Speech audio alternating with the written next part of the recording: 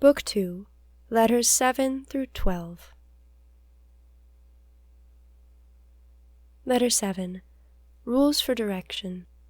To Sister Marie-Thérèse de Vieux-Ménil, 1731. On the same subject, rules, etc. My dear sister and very dear daughter in our Lord, may the peace of Jesus Christ be always with you. First, I thank God for all the good thoughts with which He inspires you. As long as you keep this good intention of belonging to God without reserve, resigning yourself entirely to His good pleasure, and fearing neither dryness, darkness, temptation, nor destitution, all will turn to your spiritual profit. Second, the fear of being mistaken about being at peace in the midst of interior troubles is very useless. What you unwittingly disclose to me proves that this peace is very real. It is the foundation of all else, and a great grace which you must preserve at all costs.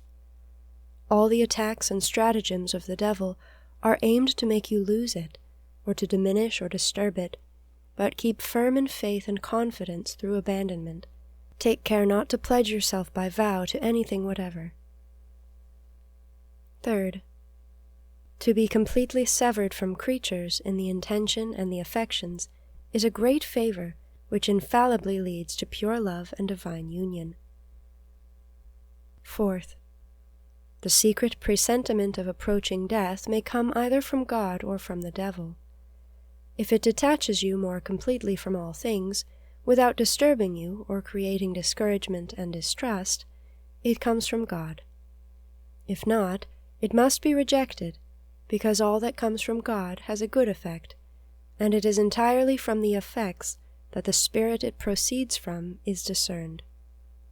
All the repugnance that you feel is intended to detach you more completely from all human support, so that you may have none but God alone.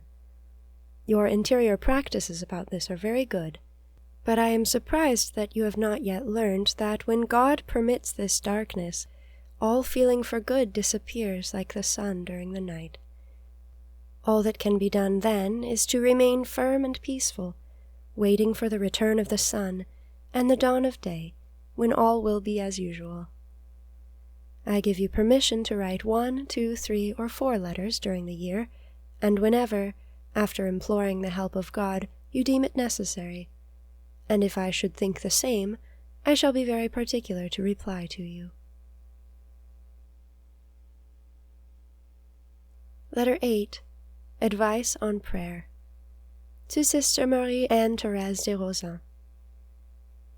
Excellent advice on prayer, to souls called to a life of abandonment. First, apply yourself to prayer by a simple glance at the subject, that is to say, by a single apprehension of its object, by faith, without any reasoning. Second, I advise you to pause longer on that which is most likely to humiliate you and to destroy self-love.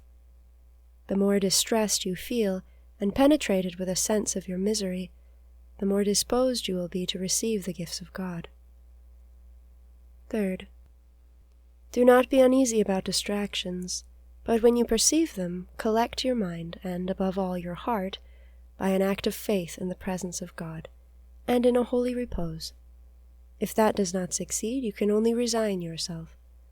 The state of distraction is often a cross more meritorious than the prayer itself, for it unites our will with the will of God, who is all our good. Fourth, the result of the prayer will prove its efficacy. Solid faith is incomparably better than faith that is sensibly felt.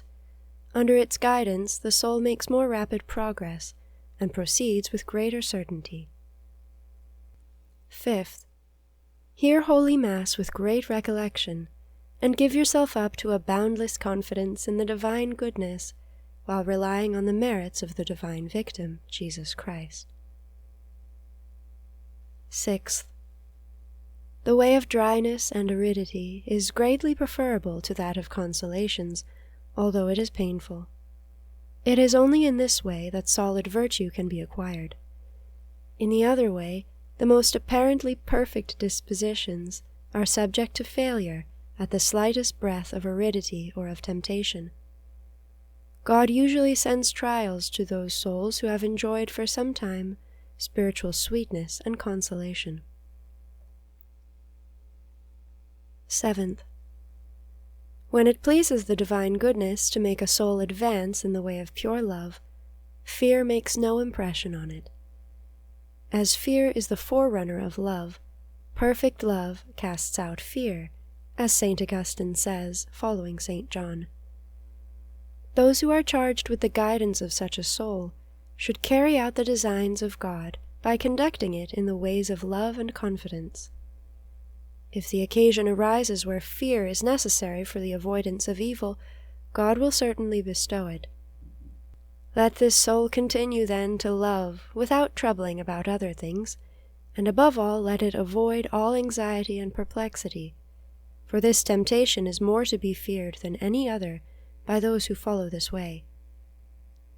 One must then always recommend them to keep at all costs interior peace, and to reject as an envoy of hell everything which tends to disturb or diminish it.